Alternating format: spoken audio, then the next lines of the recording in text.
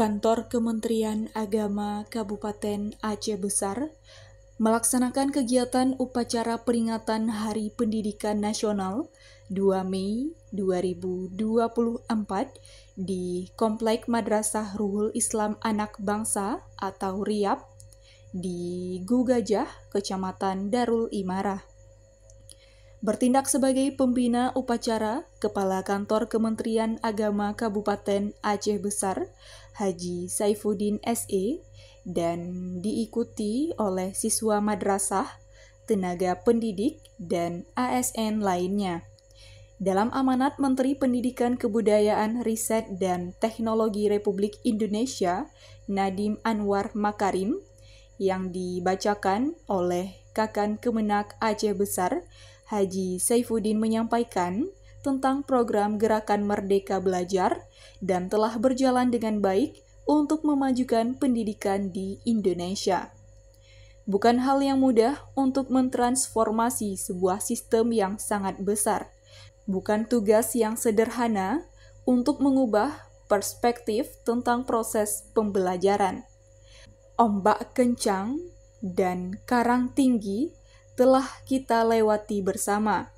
Kini, kita sudah mulai merasakan perubahan yang terjadi di sekitar kita, digerakkan bersama-sama dengan langkah yang serempak dan serentak.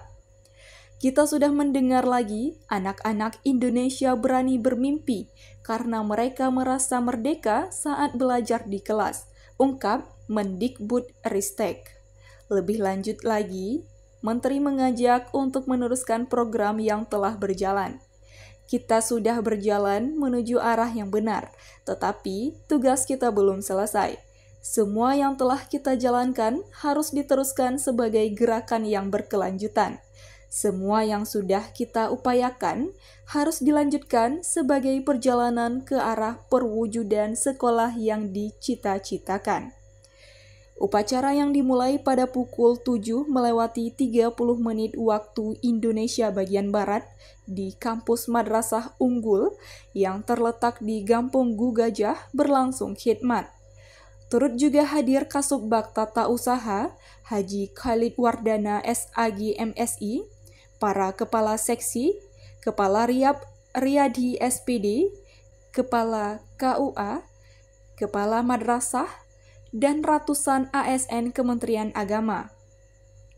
Tim MAN TV melaporkan.